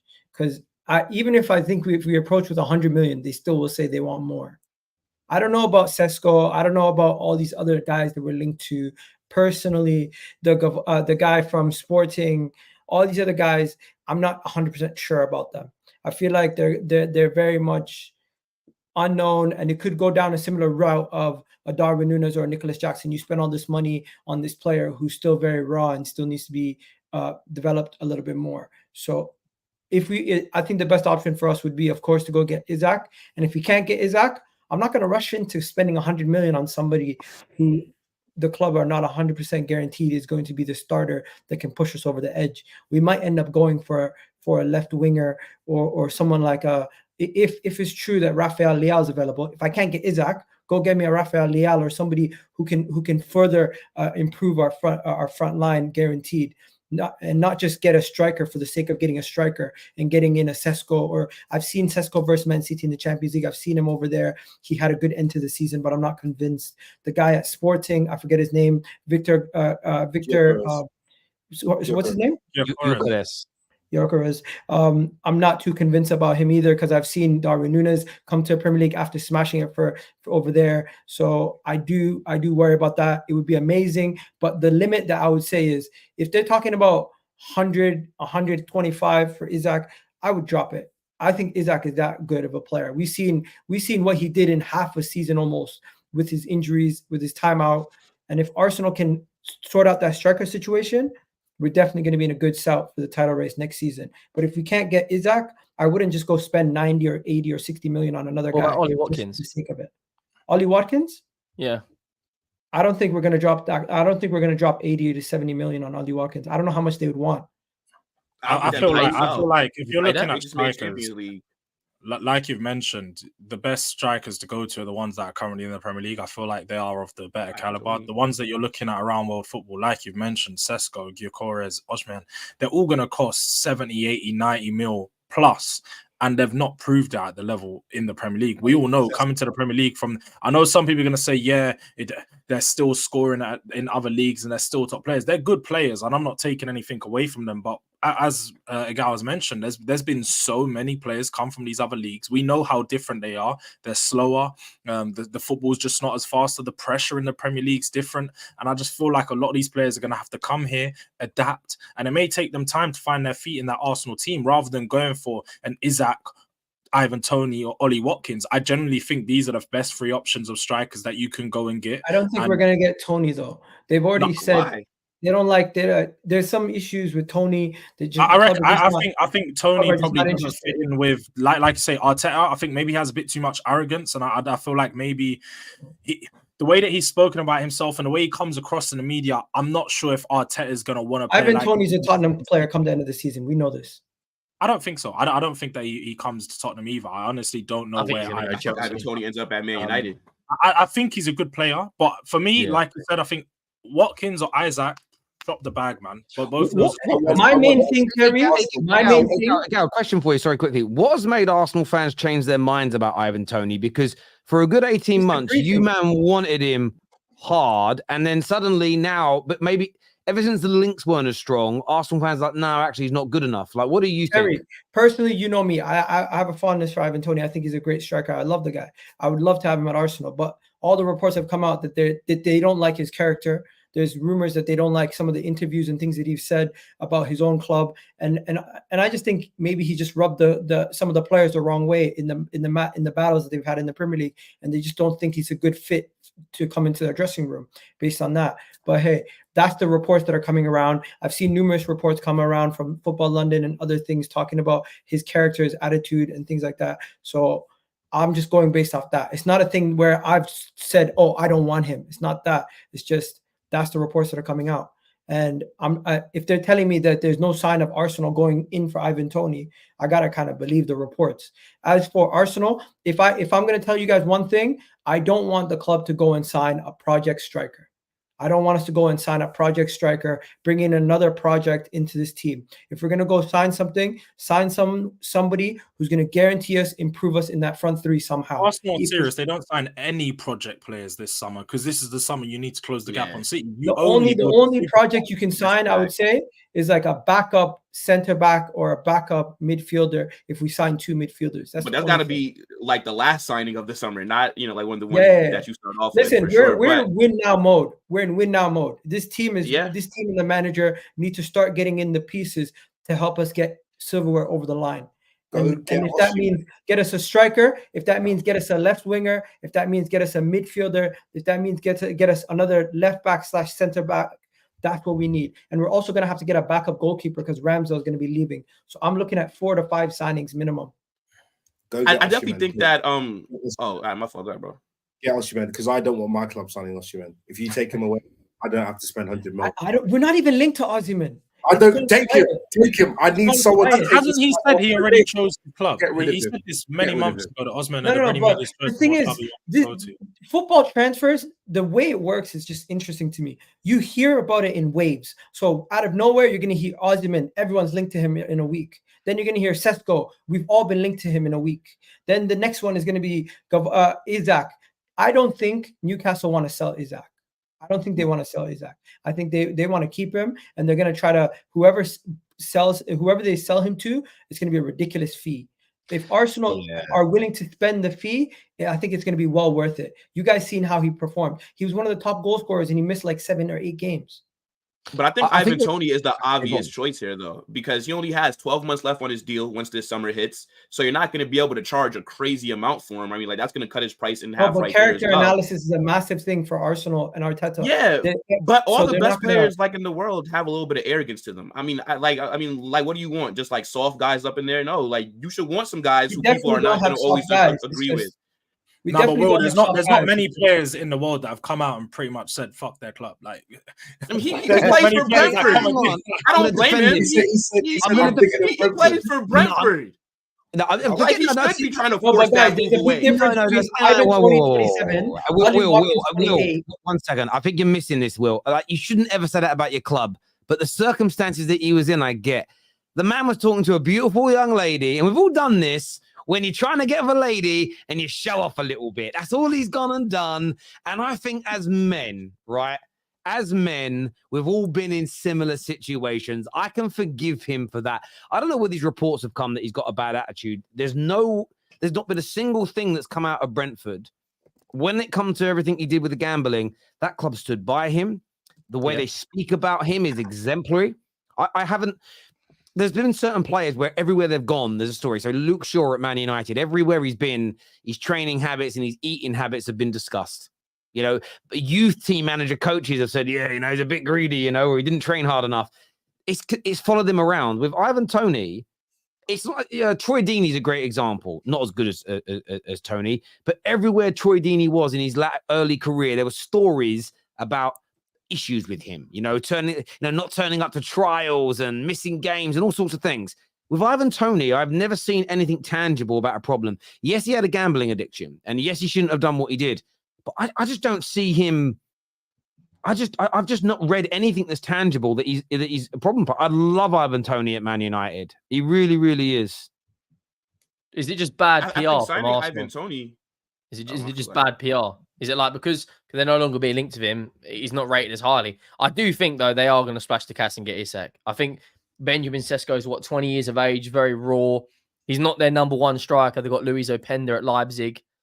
I think one of it is Isak or Guimaraes. Someone's going to pay massive, massive, massive money. And I do think Arsenal will sign Isak. I think Gabriel Jesus... Sorry, I'm gonna break like what? Because then that'd have to be a Premier League record, right? Like, we're gonna have to break 120, 130. The Cronkies have already backed Arteta with 630 million. There's reports that they're prepared to do another 200 million. They only need probably a party replacement, another defender, and a striker, and they're where City are. We shouldn't have a problem. Is there a reluctancy? Let me ask a question, guys. There seems to be a reluctancy, and maybe it's just coming across from the way Gal is speaking. Like there's a reluctancy for Arsenal to break more transfer records. Are you worried about the pressure that spending another 250 plus million pound will put on you? Is because you guys should just be. I don't think the money should be a concern for you. It shouldn't be, Terry. At this moment in time, we just made the most money in our club's history based on the Champions League finish and where we finished in the league. I heard it's like a record amount of money made in a single season off of earnings. So I am not surprised if the club spends big. In addition to the fact that we're going to have the sales of potentially Eddie Nketiah, Reece Nelson, the likes of Ramsdale, maybe even Smith Rowe and the likes. Jesus as well. They're all potentially going to be leaving. So with player sales and the money that we earned, there should be no worries about spending. And Terry, the reason why we spent money on like 50 million, 60 million on individual players here and there as we were building is because we had to fix numerous different areas on the pitch. Now that the areas on the pitch are maybe like 3 or 4 areas, we're going to have to spend bigger to get those shiny tools. At this moment in time, we're looking for those final pieces to the puzzle. It's always going to cost more. when you're looking for those final pieces. Well, for the clubs that Gal, are do you actually think that all those players are going to get sold? Because let's be honest here, Arteta gave all those players new contracts. He kept because a lot of those players have received bids. They receive good bids as well. Eddie Nketiah, 35-40 million. Crystal Palace, Wolves, and a lot of teams were in for him. Emil Smith-Rowe, 40 million. Aston Villa wanted him. Like, these are players all that had a very good value at one point, and you guys could have made really good money on them if you did sell. But Arsenal chose to keep them. I get this season probably shown that they're not at the level that's required, but that doesn't take away the fact that Arteta has shown his trust in these players previously. So I don't think you could be so sure that so many of them are going to leave, and they're not going to leave at the prices that you guys were previously quoting. Fair enough. Prices, we can speak about that another day, but we know Ramsdale is going to be going, and he has a big market, especially when Newcastle interested in him. We've already seen Ipswich is interested, and they're willing to drop 30 on both Eddie Nketiah and ESR. They're potentially they're potentially prepared. There's a rumor that was going about that Ipswich are prepared to drop 30 million each on Eddie Nketiah and ESR. So that's 60 million. Great business for Arsenal. Right? That would be fantastic business. Then guys, one second. Let me just run through it quick. Right? We already know Cedric is leaving. Nobody's getting a penny for him. Reece Nelson, 50-50. We don't know. Tavares, we're gonna take pennies for Tavares at this point. We bought him for how much? Maybe 7 million, 5 million, who knows? Kieran Tierney, a couple years left on his contract. If we get 10 for him, probably. And then Lokonga, we're definitely not going to get what we paid for him, but 15 million is not out of the realm of possibility, especially how he performed. So somebody's going to potentially buy him off the back of how he performed, bro. Right? When you guys are saying, oh, we're looking for ridiculous prices, I don't think that's unrealistic. Saying 45, 30, 20, 15, this is what we're looking for. And if we can sell 8 players plus the money we have, I'm looking for one of the largest transfer windows in Arsenal Football Club's history. Getting 30 mil from Ipswich for 2 players that's a no 60 million for 2 players. No, I'm 30 mil each from Ipswich is crazy. They don't have money like that. Do you know what's funny? You know that song, what's that song about Nketiah? How did it go again? Oh, your defense is in trouble. Nketiah's in the ring. If they spend 30 million and you've got to change it to your wallet's in trouble, Nketiah's in the room, because that's 30 million. 30 big million. There's going to be a bidding war for Eddie Nketiah this summer. On a real level, see, players like Eddie Nketiah and Smith-Rowe, I think will do quite well in the Premier League teams like that. And I'll tell you as to why, because they're up against no low blocks. They'll have loads of room. Every time I know Jesse Lingard didn't have a great time at Forest because of injuries. When that man went to West Ham, he looked like a world-class player because suddenly he didn't have 11 men sitting behind the ball against him as Man United invariably faced. And I think Nketiah with an extra couple of yards of space and time, he'll do okay. He'll do well in the Premier League. I just think he just isn't good enough when most teams now sit all their men behind the ball against Arsenal. He just ain't that guy to deliver. But Terry, yeah. Bro, Eddie Nketiah wasn't on loan at Leeds. He couldn't get on. He couldn't get to the pitch. Yeah, but how long ago was that? He's not a good player. Guys, please don't all shout at once. How long ago was that loan? Was it like 3 seasons ago? Two? Yeah, Are we talking about Leeds? Yeah, when it was longer than that. Yeah, but Bielsa. That Leeds loan was 5 years ago. So when he was 19, like I'm not gonna. Do you know what I mean? I'm not saying he is going to be a 25 goal a season striker, but you've got to remember now, top strikers are sold for 150 plus million. So 30 million tells you he ain't that good. Do you know what I mean? Terry, if we get 30 million for him, that's pure profit. If I'm not mistaken, when it comes to sustainability, that would account for 90 million on the bank for Arsenal. So I'm okay with whatever we sell him for. But Fulham are interested in him. Crystal Palace are interested in him. You got Ipswich not interested in him. Guys, if he's in the Premier League next year, don't be surprised if he bags 15 plus goals for one of these teams down lower. What did you sell Balogun Don't be surprised. Spurs better buy him then. Spurs better buy him 15 goals. We've seen what Dominic Solanke is doing this season. I wouldn't be surprised if we see the same kind of output from Eddie Nketiah in a couple of years' time. I'd back this guy. You guys are going to get like 10 million for Eddie Nketiah. I don't think that many teams are going to be really fighting for Eddie Nketiah's services. Bro, with 3 or 4 clubs interested in him, there's no way we're getting him 10 It's going to be around 25 mil. I do agree. He rejected 25 million already. I give you 20. You're getting like 18 million tops. And plus, Arsenal aren't that good of a selling club, like anyways. There's Yeah, no but way. Arsenal aren't that good of a selling club I'm to gonna- begin with. Guess what? You're Guess not what? gonna As get your team 30 gets million better, for Eddie as your Nketiah. team gets better, you get better at selling players because now more people want your scraps. They look at Lokonga doing so well with Luton Town, and they What, say, what is that like how you wanted Man City scraps last year? You're I'm not feeding gonna lie off to their you. scraps. We're You're laughing. feeding off their leftovers. You're laughing, but one of Man City's scraps became almost one of the young players of the season. So let's not laugh. No. Man City have Cole such a Palmer good was not team. one of their Cole scraps. Palmer You would- He wanted you to would- leave. Palmer You is would scrap. cry. You would They cry. didn't want to about sell it. Palmer. Come on. Cole They didn't Palmer want to is sell scrap. Palmer. Let's not laugh about that. Cole They Palmer's didn't want not to sell scrap though. Palmer. He's I'm not the putting same Cole- as Jesus and Cole Zinchenko. Palmer, Don't do that. Gabby I'm Jesus, going will be with- up in the same. On this deal, I'm going to go with. I reckon you'll get 27.5 million for Nketiah. That's what I'm going to go with. I reckon you'll get a decent amount. I'm good with that. Breaking news that just come out. Fabrizio Romano has stated that Kieran McKenna is waiting for Chelsea. He received a really important proposal. I think he means big from Brighton, but he's waiting on Chelsea. So Fabrizio is reporting on it. Mr. McKenna, Ole Gunnar Solskjaer's cone man, is waiting for the offer from Chelsea. He's Ole Gunnar Solskjaer's cone man if he goes to Chelsea. If he comes to Man United, he's the next Fergie as far as I'm concerned. I'm going to be shameless with Do it. you want him, Terry? It's not about want. It's not about want. My club situation is different to Chelsea's. We're at the beginning of something. I believe a lot has got to be dug out of our football club. We've got a lot of soul searching to do. I'm not against it. I think he could be quite good for us early on in terms of what we've got to do. I'm open. I don't know what our product is yet because we haven't spoke about it. So I'm not against it, if that makes. I'm not going to cry about Do you it feel either like way. it's different, Terry? Because United fans have sort of accepted the fact that they're willing to do a 2-3 year project of a manager. You want to bring someone in who's going to take, the difference is that Chelsea are 2 years into their situation with Clear Lake, and they seem to be changing direction a lot. So if we come out and say we're bringing in a young manager that we think could become a superstar, we're going to build a new squad, I'm willing to be patient for my standards to be met, because I understand that if you're gutting everything, it's going to take time to get back to the top. I understand it.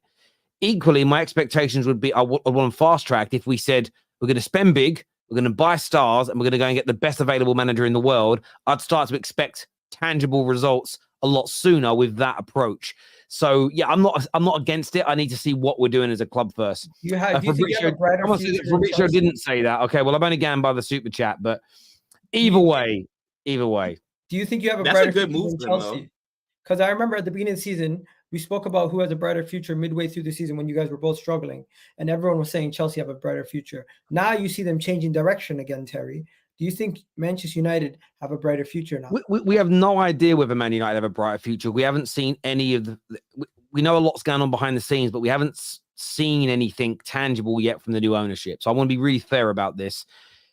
We could start the season, look awful, have bought poorly, and we could be going, wow, this is dreadful. I don't think that'll be the case. I need to see some proof in the pudding before I answer that question. I need to be fair to Chelsea, and I need to be fair to my own club. My hope is that they instill some instant standards. The culture starts to improve. I hope the players come back from pre-season that are staying and they go, wow, it feels a little different around here. That is what I'm hoping for. Is what should happen. And if that is the case, then we're in a good position. Man United spend money we spend the money that the best teams spend, but we've never spent it correctly. You know, I always view it this way.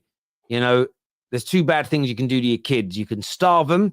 You can also pump them full of poison like Burger King, McDonald's, and KFC. And that's what my club has done. We haven't starved our kids. We've just pumped them full of fat and grease and crap for a decade. We've not spent the money correctly. And as long as we get that right, as long as we spend right, I'm sure we'll be able to get back to some sort of level of quality. It's really, really important. This here says 2 Arsenal ex-players in the Euro final. Where's Arsenal? We live rent-free in everybody's head. We didn't even play yesterday. We were trending. I did see that, to be fair. Less banter, more discussion, please, panel. Come on, you gooners. I think I have a little bit of banter. This is to Will. It says, Will, FFP is like a credit card limit. Imagine you had a credit card with unlimited credit. You'd spend until you went bankrupt, until you bankrupt your whole family. That's why FFP exists. Yeah, see, I wouldn't because I'm not an idiot. But if somebody else did, then that's their problem. That's their mistake. But the billionaires you're advocating for running the clubs, they might make those mistakes. How is that fair on the fans of the clubs? I mean, it's not, but life's not fair, Terry. You know, it happens. So you protect it.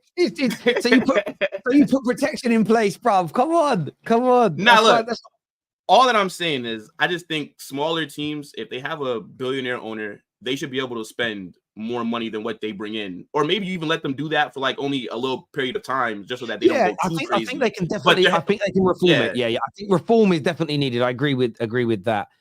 Victor Gyökeres did smash it in the championship as well with defenders that puts decent pressure on. So he's at least a bit known to football in England. He could be a good shout. That is true. Gyökeres did play here. He came through Brighton's academy, I think. So he has had some experience in the UK, which helps.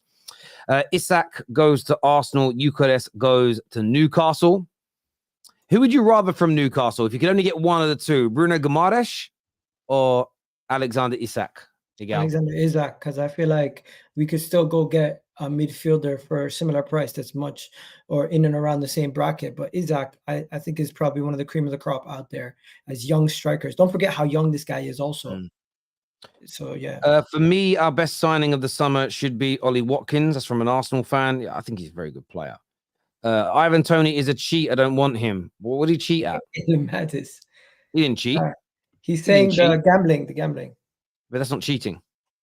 I don't know. That's probably what he's talking about. He never. Yeah. He bet in fighting. What he did illegal. He bet on his own team to win. Like you're never going to match fix if you're betting to win. Like it's against the rules, but he bet to win, so it's not cheating. In fact, it might make him play harder. Do you know what I mean? Fighters are allowed to do it. You're allowed to bet as much as you want on yourself to win a fight. So I don't personally see the issue with that. Speaking of that stuff, though, have you guys all read about Paquetá today? He has been charged. So that's he's moved to Manchester City off. Yeah. That is absolutely done. But he has been charged with 4 counts of spot fixing on himself to get yellow cards in games. This is akin to sort of match fixing and changing the course of games. I was reading up about this today. There's a player at the lower levels in the UK who did this. And for 1 count of this, he got a 10-year ban. Paquetá has been charged with 4 counts. So there is the potential, depending on how deep this goes. Yeah. Sorry? He will never play again. Very, very severe, because this is different to what Ivan Toney did. Ivan Toney bet essentially on him and his team to win. So you should always want your team to win, right? You should always want your players to win. So you're not really changing the course of the game. He is betting on himself to pick up yellow cards. You get yellow cards in the 30th minute. That changes your game as a football player because you can't tackle in the same way, all sorts of things. So this is akin to match fixing to a certain degree. Not the entire match, but it's called spot fixing. This carries a big, big ban if you are found guilty. There are examples up to 10 years for 1 count in the UK. So depending on how deep this goes, he could be absolutely finished. Do you know what? Yeah, greed is one of the biggest and worst. How do you even get caught? Man, he's so greedy, so greedy. The fact that you get paid that much money every week to play football and so on, and then he's out here betting on himself to get yellow cards. I saw Henry sent me the challenge he made. Like he's absolutely lost. He sprints like 10 yards and just completely clatters him from what behind. Are you doing? And no, honestly, I think this is so bad. I think any punishment he gets should be very severe. They need to set. I don't think he'll ever play again. If it's severe as it goes, and if there's 4, accounts, Man City are already in as much alleged trouble as you could get. I think they've had I think they've seen that and woken up today. I mean, if you're West Ham though, and that's your star player or one of your star players, you got to be kicking yourself. I mean, there's an £80 million player out there. That's in gone. The market. It's an asset gone. And what's actually crazy was he almost signed for City last summer. And then that's when the reports came out, or that's the first time that I saw it. And then that's how they ended up going to go get Núñez from Wolves, because they ended up not signing him. Yes. I just think that's actually crazy. Like, somebody at the FA absolutely hates Lucas Paquetá, because even I was like doing videos on my channel, and I was saying, well, like, where's the reports been of like the updates? I'm like, is he guilty or not? I didn't hear anything for months. Maybe it's over doing their research. Well, it was being investigated. So it was being investigated, and you asked earlier, well, how do they find out? So essentially, in the betting community, that was in the companies, they have really sophisticated algorithms, and it notices. The problem is with most fraudsters, which is essentially what this is they can be stupid. I used to work in the bank, and people would do fraud where they'd have money deposit into account, and the reason they got caught is because they took it all out too quickly. What was really crazy is if they took it out slowly, the bank would never have noticed. But if you suddenly deposit 20 grand in your bank account today and then go to a local branch and withdraw it, and then the next day another 10 grand comes in, you go and withdraw it, it gets picked up, it gets flagged, and you end up losing money, right? This guy's probably put through, there'll be an account somewhere that probably put a stupid amount of money on him getting booked in the 30th minute, and then he gets booked in the 30th minute. But then what they do, it flags, and then they go and watch it. Then when you watch the yellow cards back, it's like, why would you get yourself booked there? It's because he's got and they look at it, and then they investigate it. They work out who's put the bet on, how much money it's for, and that's how they catch him. And look, I hope he isn't guilty. He's come out and released a statement where he's essentially said, I can read it here. He says, I'm extremely surprised and upset the FA has decided to charge me. For 9 months, I had cooperated with every step of their investigation and provided all the information I can. I deny the charges in their entirety, and I will fight with every breath to clear my name. Due to the ongoing process, I will not be providing any further statements. So he is essentially saying that he is innocent. But listen, looking at these yellow cards that allegedly are the ones that he's been done for, they look sus. Maybe they look sus because we now know the charges are there, so you're looking at them from a different angle. But he is facing essentially a lifetime ban. If he gets a 10+ year ban, that's the rest of his career he's done, and he's on the edge of that move as well. Look at the time on the match on one of them. It's like the 93rd minute. The game is already done, and he gets a blatant yellow card, sticks his arm in the air for a header in the 93rd minute, and there's 3 minutes added on. If that, I know it's, we're all talking about it now, so we're all thinking how sus it is. But I mean, what, like at the very end of a game when it's done, you get a yellow card? I mean, guys, I mean, we're talking major red flags. Terry, we're talking I think career Ian- done. Sorry, Will. What was that? No, I was saying, well, like seeing, like these like yellow cards, and then I guess now, yes, like you said, Terry, with like the charges, okay, now it probably looks worse now, but you know how things happen during like the game, maybe the guys were going at it and you could have did something a bit dodgy, but like I just feel like it's always weird, like, or it's always fascinating to me how these players end up getting caught, because I'm just like, there's thousands or millions of betting accounts out there, so it's like, unless his account name was like Lucas Paquetá at gmail.com, like how are they so certain that it's him or that he profited from any of those actions? This is the thing. It's not a court of law, so you don't need to be able to prove things beyond reasonable doubt. So, for instance, again, I can only talk about this from what we did sometimes in banking. So there was a time where a customer came in to see me, and I've been out of the bank more than 5 years now, so I can talk about it. Yes, I have. I'm just checking the dates because my NDA don't matter anymore. I'm not going to mention their names. This woman came in and she had about £35,000 taken from her accounts, and essentially the way it was done is another woman phoned up pretending to be her. So I sort of looked into it and said it was a telephone banking transaction. So I spoke to the fraud department, said we'll take it seriously, everything else, froze all her accounts, spoke to the fraud department, and one of the checks they did, and they were walking me through it, is they could see what members of staff in the bank had accessed this person's account. So they could see that I'd been in there that day when she came in. And it showed 4 or 5 other members. It showed the woman that handled the phone call. 5 days before that, some random branch in Manchester located her account and went to what they call the housekeeping print, which has all your personal details on it. And they printed the housekeeping print. So they had the member of that staff, they had that staff member's details as an example. Then they went and found where it was sent to. They found the name of the person it was sent to. They then went onto Facebook and saw that there was a mutual friend. They found this person's name, and then they found other people, and eventually they connected through Facebook the member of staff and the person that it was connected to.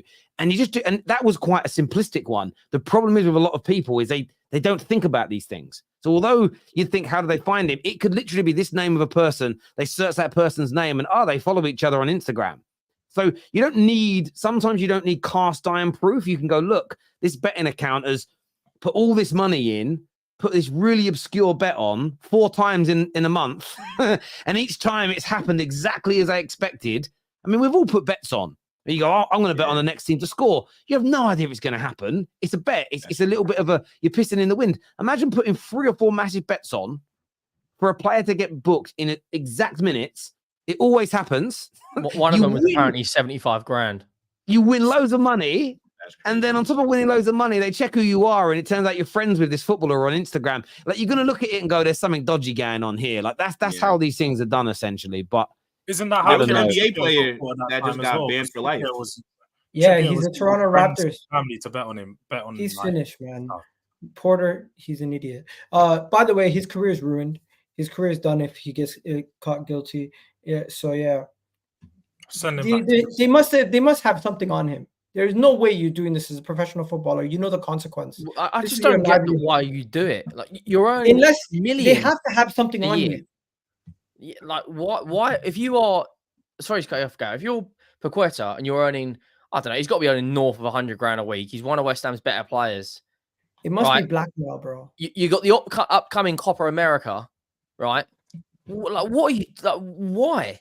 Like, if you were like 38 at the very end of your career and you wanted to make a quick buck, you could kind of, to a degree, see it, but not where you're. What is he? 25, 26? It's madness. It's like Toney. Toney got a year ban, didn't he? But that was on actual betting on Milan. But I don't think he'll ever play professional football again at a big team. I think he's absolutely finished, if it's true. Terry, if you're right, his not only is his career ruined, they literally you'll never see this guy kick a ball again, because not only will he be banned from playing for the next 20, 30 years, nobody would want to be associated with him. So you're not going to see even him West Ham against nothing. Well, West Ham have just brought Lopetegui in, who's announced today. If they plan on selling him to bring in, like, to give him some sort of rebuild, I mean, like who Kudus isn't going to go now, because like they can't afford to get rid of Kudus or, I mean, Bowen, because now Paqueta's gone. So like it puts them right, like, spanner in the works. Yeah, West Ham. Yeah, look, if I was an Arsenal fan, I would go and create a betting account underneath, like, I don't know, like Pep Guardiola at Gmail, and I would just start placing mad bets, get them investigated. You know, just how you guys. No, I hear you on that. It's genuinely correct. I don't like seeing it. It's a little upsetting, really, if we're being honest, because, you know, he's a very talented football player. I hope that. See, this is one of those interesting ones. I'm not an expert on it. This doesn't feel like a gambling addiction because of it's spot fixing. It's different. But Ivan Toney's like, it's almost sort of, oh, you know, I love the buzz of sticking loads of money on me and my team to win and perform. You get kind of a buzz out of it, and there's an addiction maybe to that buzz. But there's no buzz in this. There's no addiction to this, because anyone can do it if you're playing in the game. Theoretically, you're winning. It's like cheating on a computer game. If you cheat on a computer game, you must get no satisfaction from winning. This is essentially cheating to make money. That I don't see how that's an addiction. It's not a gambling addiction. It doesn't sound like one to me. I'd love to hear from an expert on that. But yeah, he looks done out here. Big game at the weekend, boys. Man United versus Manchester City. Who's gonna win, Henry? I think City will win quite comfortably.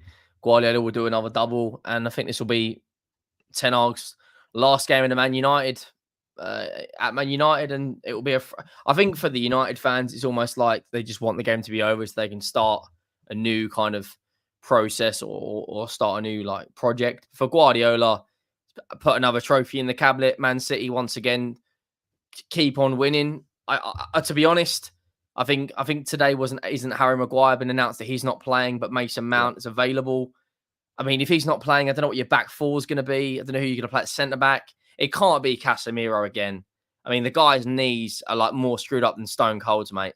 Like, and that guy wore a knee brace for his whole career. So yeah, I think Man City could quite easily score 3 or 4 goals against this Man United team. I'll be honest. It's just about for United, for you and the fans. I think it's just about getting to the end of the game and moving on.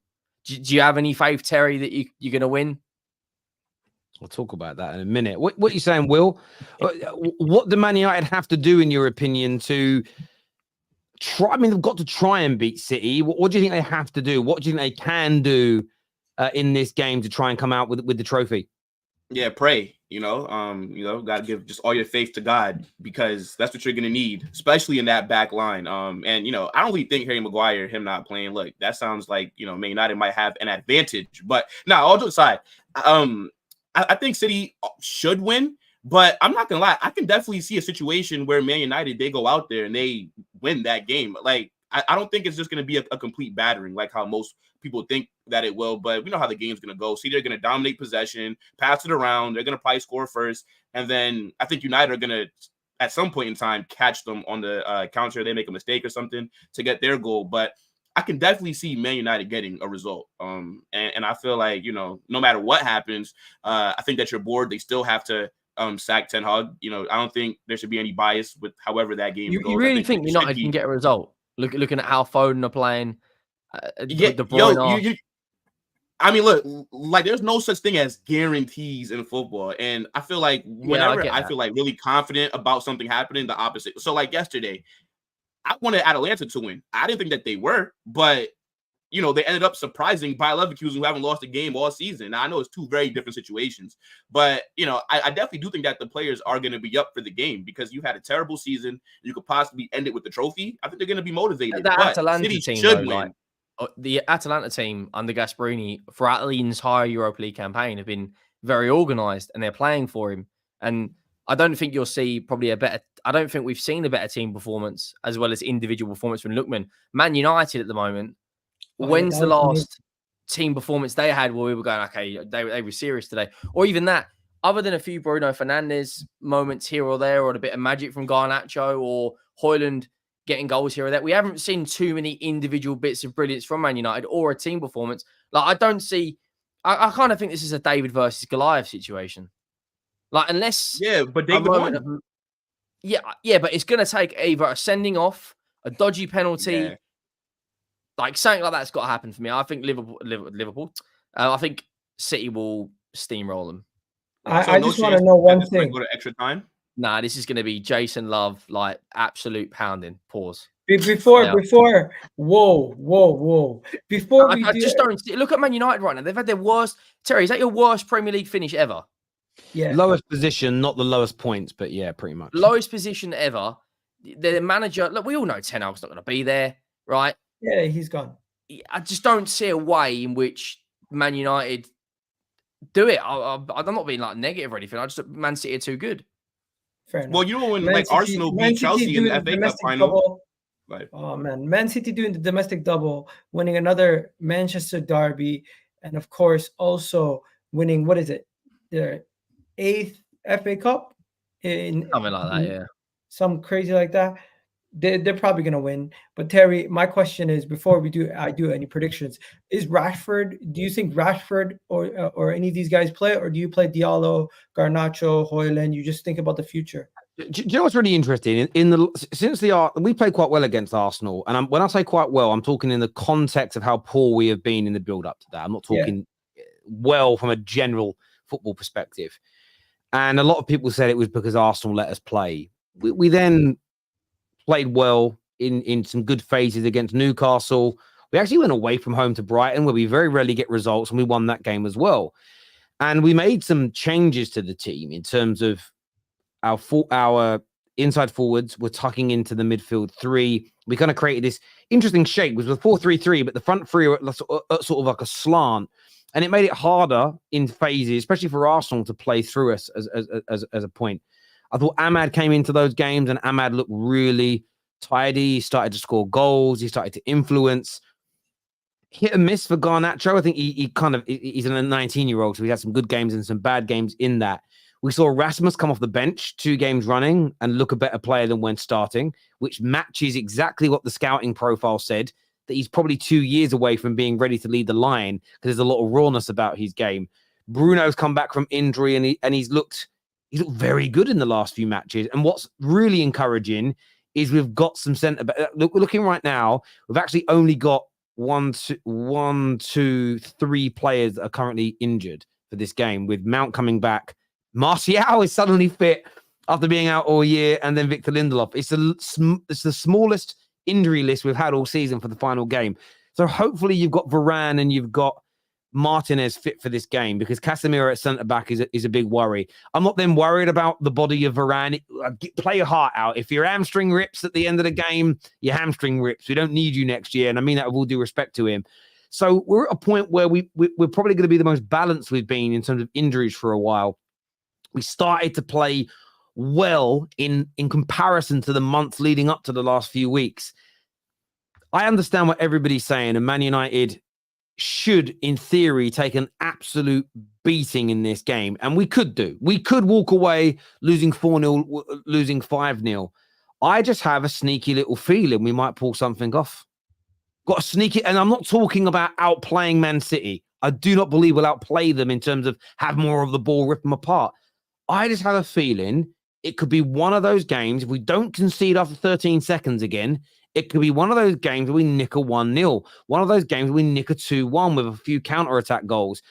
I wouldn't start Rashford, and I actually wouldn't start Rasmus Højlund either. I would actually leave two players like that on the bench to come on later in the game against tired legs. I think if we start them, they're easier to contain. So I'd actually keep them on the bench and go with the team that's played quite well recently. The biggest conundrum is what to do with Casemiro. Does Casemiro move back into the midfield now that we seem to be protecting the midfield to cover up for his lack of legs? Or do we stick with Amrabat, who up until the Brighton game have played really well? So listen, I'm nervous about the game. City are the outright favourites. I completely agree. They're most likely to beat us. In the previous 6 meetings, I think we have 1 win against them. The odds are against us.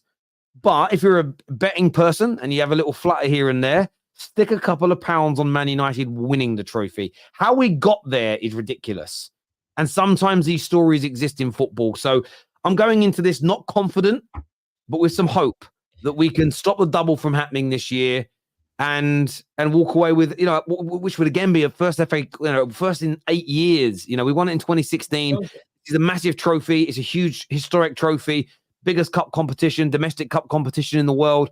And I want to win it. And listen, boys, go out there and do the business if you can. And at the very least, if you're going to lose with some pride, lose being in the game. Don't go out there and get battered 4-5, 6-0, because that then just losing to City 1-0, 2-0, 2-1. It's not embarrassing. They're the best team in the world. It isn't embarrassing in the context of where we are.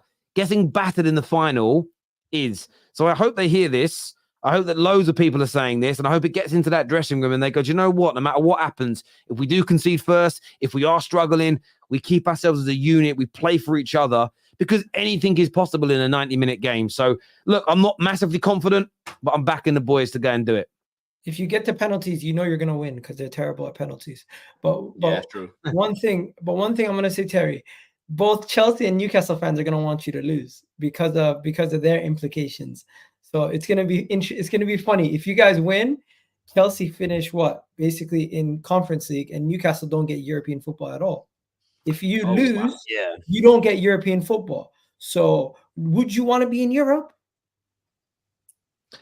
I sort of look at it like, look, I want being in Europe. I'll stand true to what I say. I know people talk about you can do more coaching because you're not playing. But whenever I listen to players speak, they believe that playing 2 games a week is better for them. So I'm up for being in it. We have no idea how good or bad we'll be next year. Imagine next season, say we bring De Zerbi in as an example, and we're really good. You might look at it and go, bloody hell, I wish we were in the Europa League. We'd have a chance of another trophy. I'd rather have the chance of winning a trophy than not at all. I don't know where this weird notion has come in recently of, I don't want to be in the Champions League. We might not, I don't think we can win it. I don't know where that's come from. I'm just someone that believes you're in it, you try and win it, and you've got to check. If you're not in it, you definitely don't win. This is the one thing I'd say. If you don't enter, if you're not in it, you are 100% guaranteed not to win it. So I'd rather be in the Europa League than out of it. The only element is we reportedly can spend £100 million more if we're out of it because we haven't got to comply with the 70% rule under FFP. But that's the only element of being out of it that could help us. We might be able to buy some more players. Development for your players, you probably should want to be in it. Yeah. It gives people opportunity to play. All of that, 100%. I want to be in it because I want to win. Do you know what I mean? I don't know where this notion has come from recently that people don't want to qualify for European competitions. It's you watch our continental counterparts and how serious they take these tournaments. The arrogance of English football fans, it's just the Europa, it's just the Conference League. I feel like fuck you, disrespecting football like that. Like genuinely, fuck you. It's a disgrace. And I don't believe half of them. I believe people use it as a shield for disappointment. That's what it is. A coping mechanism. But Terry, unfortunately, Man City are just a juggernaut of a team. I don't think the team's going to be able to stop them from winning another trophy this season. But if you Like do, you, innit?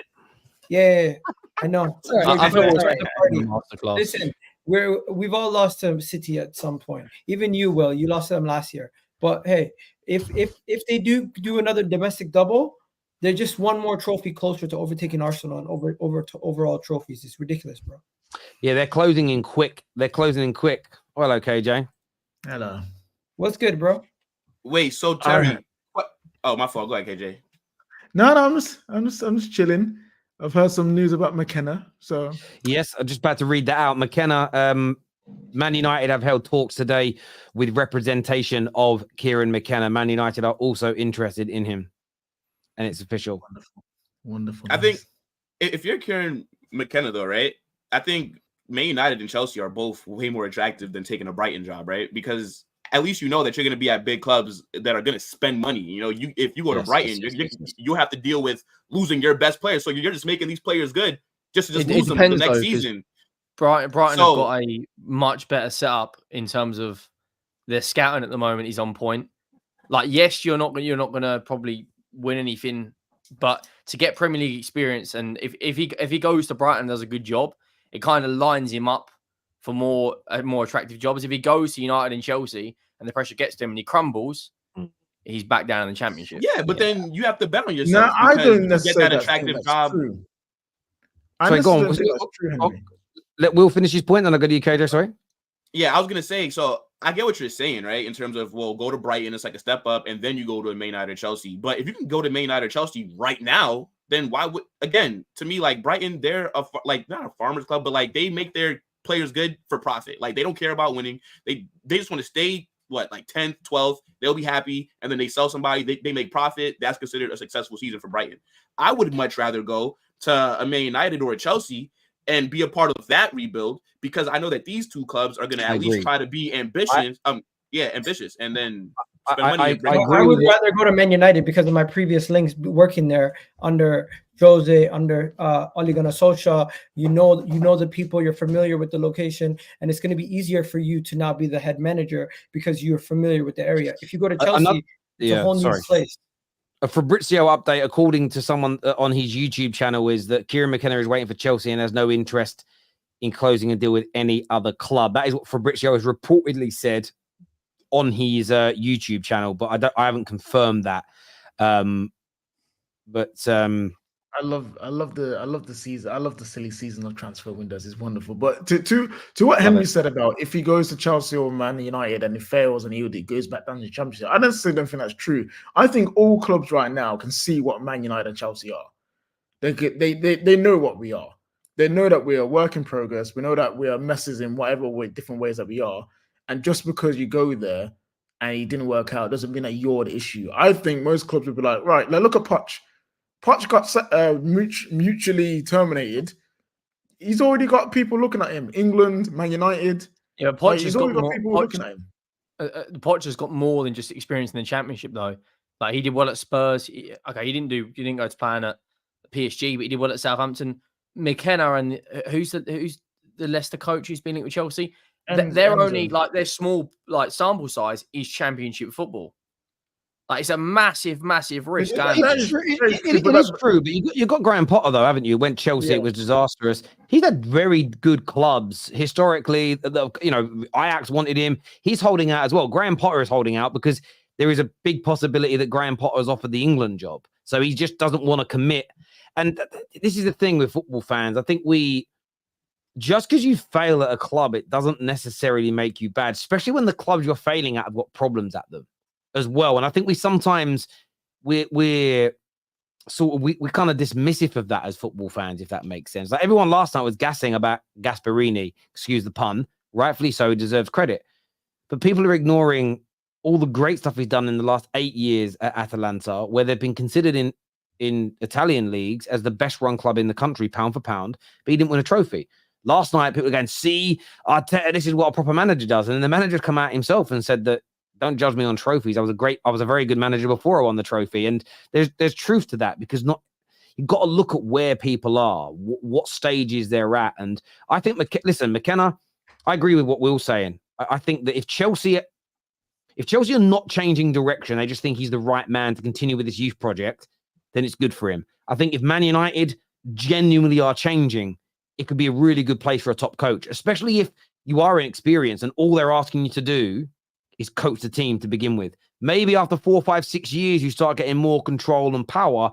That makes a lot more sense. Maybe a manager like him could work because you're only saying to them, you're coaching the first team and you're picking the 11. Everything else, Dan Ashworth and Barada are doing. You haven't got to worry about anything else. We run the club, you coach the team. And as long as that's established, and maybe it's a bit easier to do that with a manager like him than it is someone like Poch, who maybe feels, I've been around 10, 15 years now, I want that control. So it's an interesting conundrum. We've got a few super chats here to do before the end, guys. First one says, I will say this, if he changes the damn team after the good performances, so I should be slapping him. Keep Bruno and Scott up. Keep the wingers the same. Keep Rasmus on the bench. Make the game competitive. I agree. You should reward meritocracy. Premier League, EPL, UEFA is the brand, not the clubs. So they create rules and regulations to protect it. Random money creates chaos. It can't be managed, hence FFP. It's a very fair point. Please clip him. I don't know who you're talking about, but KJ will be clipping every motherfucker. That's what KJ does. Would you ban court for the Saudi League? Ban count.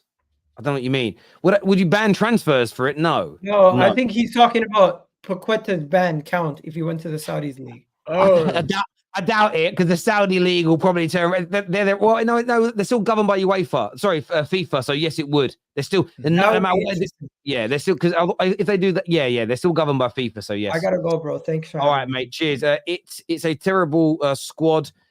Few late surges. Wins was between us finishing 6th and 12th. Don't suddenly start blabbing. You get close to Arsenal and Man City, is what Kat says here. Trey is a cursed. Could have got. Yeah, he did. He did, didn't he? You see that? He went to the game to watch Leverkusen and they lost. That Trey guy, get off Twitter, bro. You are a curse to football. Look, I want to thank everybody that has tuned in today. Will, Henry, obviously KJ jumped on. The other boys, George, Igal, and who else was here earlier? I forget. Who? David. Yes, thank you all very, very much for coming on. Also, is company to Bayern the weirdest link ever? Not really. It's happening. It's happening. It's crazy. Look, I want to thank everyone who tuned in. He has fallen upwards. With Straight Facts is on tomorrow, but KJ will be hosting it because I'm at a wedding tomorrow. So make sure you're all still tuning in and supporting the Football Terrace.